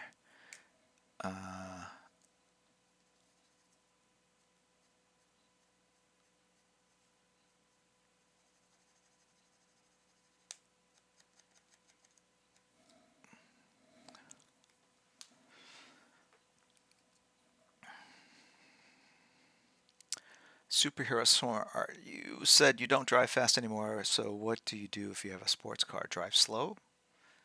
No, I drive like a sensible human being, a courteous driver. or I pick and choose my spots, right? So let's say it's a on ramp to a highway and it's late at night or there's not much traffic, then I can hit short bursts of acceleration. But long extended road races on the highway, not safe.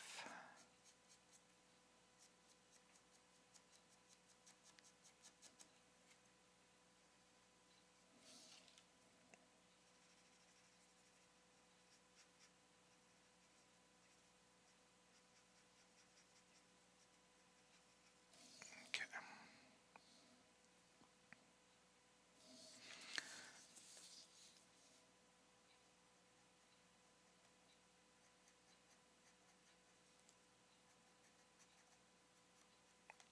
Just making like the gloves a little segmented at the joints, so they look a little more, less like armor and maybe more like a mix of Kevlar and fabric.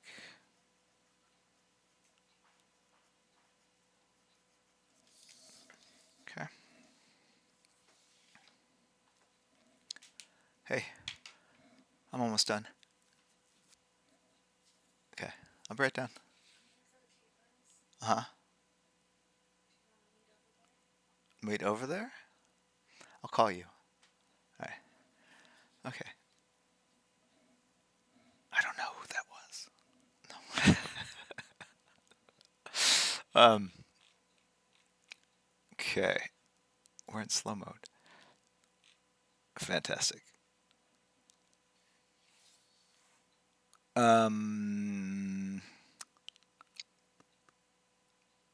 Jorge 4277. If you could have any car, which one would you pick? I think it would be the Porsche 918. It's the all-electric hypercar that they produce. I think it looks stunning, and just the technology behind it.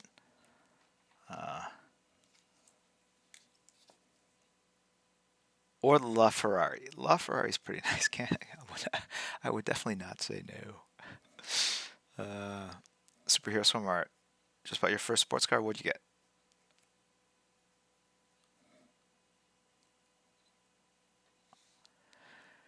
Tony 324. Do you think it's possible some artists just won't improve their skill level? Probably. I think that's a pretty safe bet.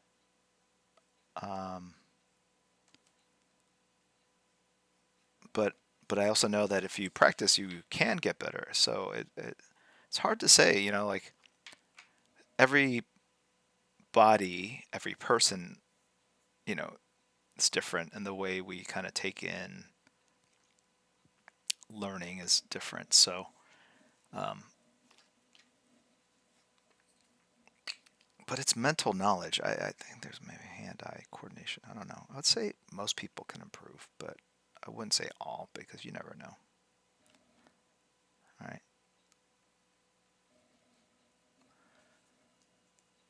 So here's whiteout. I'm going to basically go in and clean up the edges I knew I needed to at the end.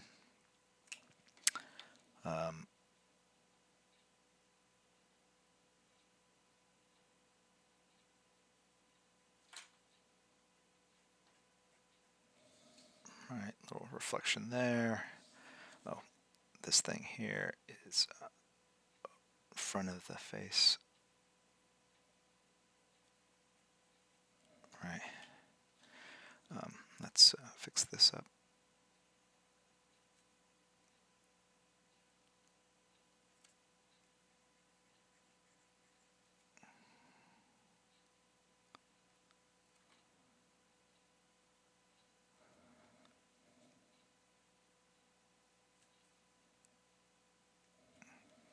Like that.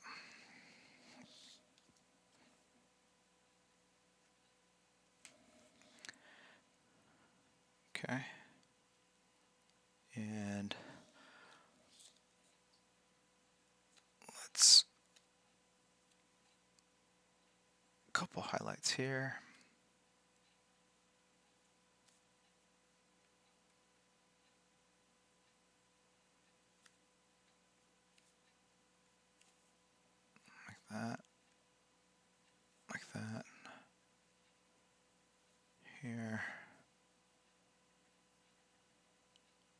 There's no signs for this. I'm just doing stuff that makes it look cooler.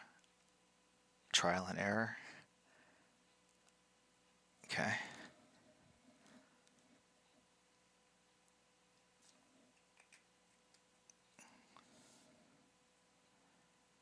And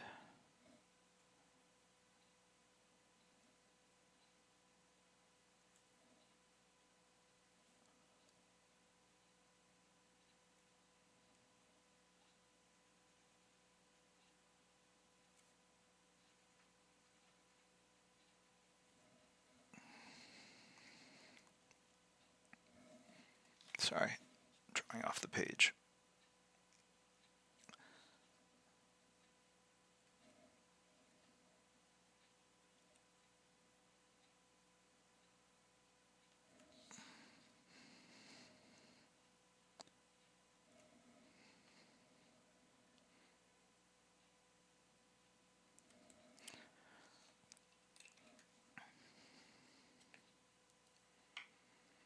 The Aston Martin is also, yeah, the DB7, the Vanquish, all those beautiful cars.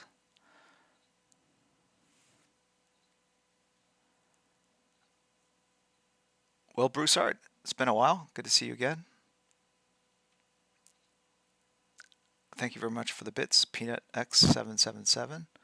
We are nearing our 2-hour time together. I want to thank our Mod Prime, Kirihiko, and Crispy Egg Roll. Man, they have been here for every stream and have supported my work, your guys' involvement, the Discord channel that kind of binds these live streams together. So let's please thank them for everything they've done for almost 4 years. We're on our in August. We're going to be celebrating 4 years of this stream. We've got to do something special. Maybe we'll kick out PK or something, but we'll reinstate him. Don't let him know. But anyway, no, we'll do something cool. So thank you, Crispy and Kira. And I want to thank all you guys for tuning in on Saturday. It's a holiday weekend. I appreciate the support.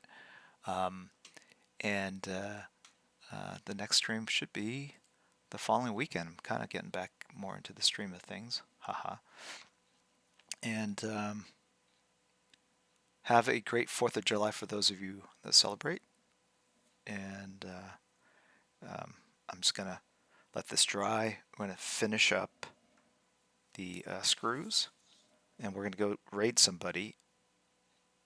So, Kira, if you could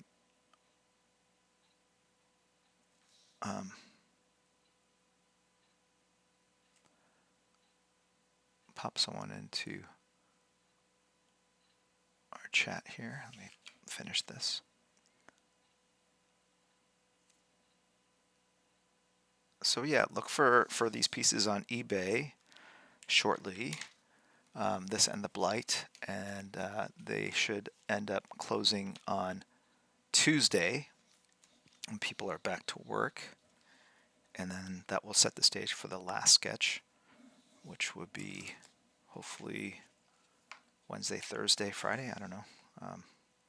Something like that. It depends on when I get it done. But I didn't want to put any of these up, the last 3, until I knew for certain that I could get them out bang, bang, bang, one in a row. And I'm definitely at that point. So let's go ahead and put my name here. And then, how have I signed these? Hold on a second.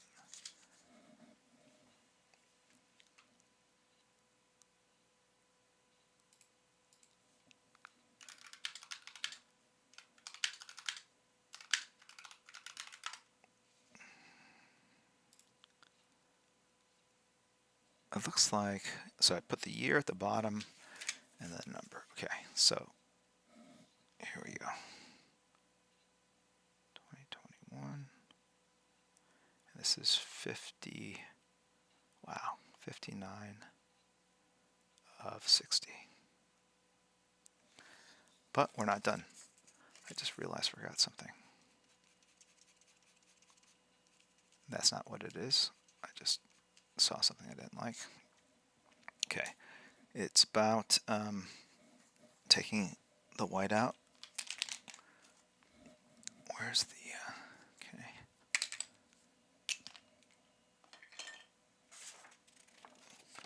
Put this down here. So I just squeeze out white out, pick it up with the top of the toothbrush, and I'm just going to put a little bit of glow on these lines here. That looks like splatter, so I got to fix that a little bit. But if you do it with a fine enough mist, it looks like glow as opposed to splatter, blood or liquid. And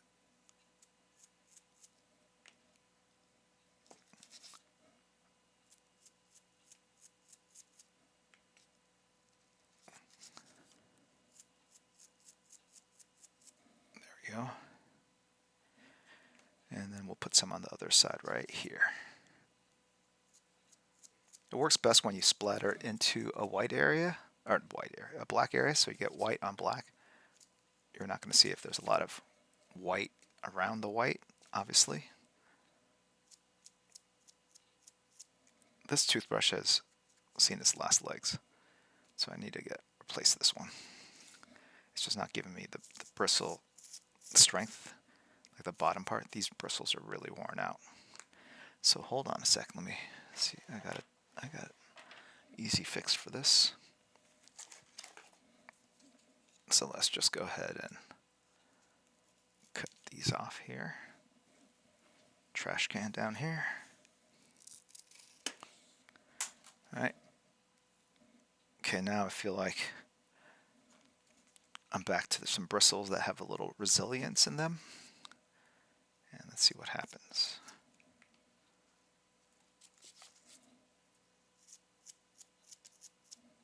Okay.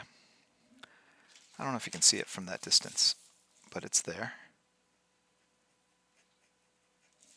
And let's do that.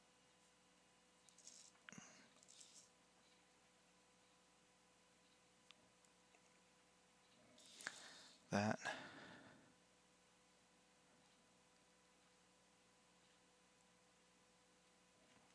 That. I gotta fix that. Okay.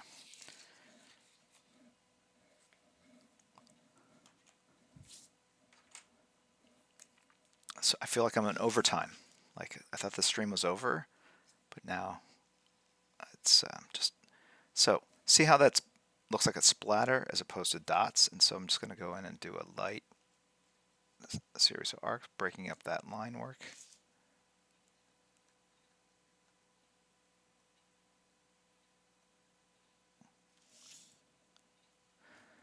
Okay. All right. Just one last thing. I want to thank Pandemus, who was here. Like Pandemus has won a bunch of these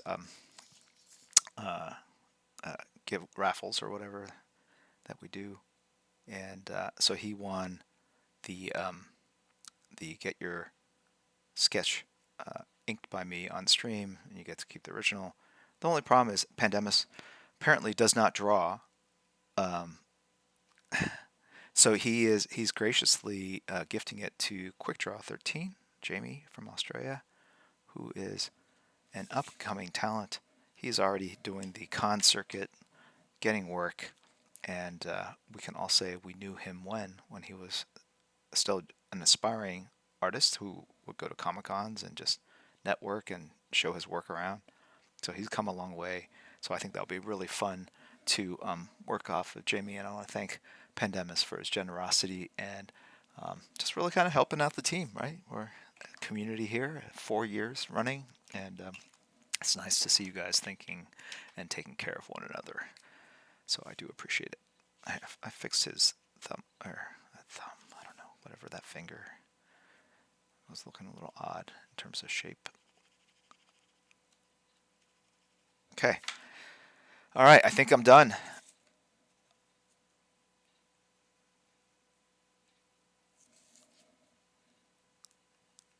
All right, thank you guys for tuning in. This was a lot of fun to do.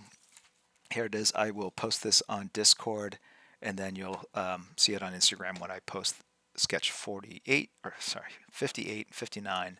But right now we are going to go and do a raid. I don't know if I need to explain what a raid is. I think most of you guys have been here for a while. But the raid is essentially a bunch of us getting a digital virtual ship. We go find another creative that's streaming right now on Twitch, hopefully. We onboard en masse onto this person's stream, unloading with professional rigor. I don't know what I'm saying. We just make ourselves known, support and speak wildly of their creative efforts, share the love, and hopefully make their day. So, no pressure, Jamie. Don't give me something that's too hard either. All right. Like Jamie's gonna. It's 9x12, but it folds out into a triple gatefold, and I've done a 3-point perspective. I got every Batmobile in there. You know, blah blah blah blah. Like I might just draw one big shadow across it. I'm warning you now. All right, we're gonna go streams. We're gonna go rate someone. Great seeing you guys, and catch you soon. Happy 4th. Oh, it's intended for mature audiences. I hope that's all right.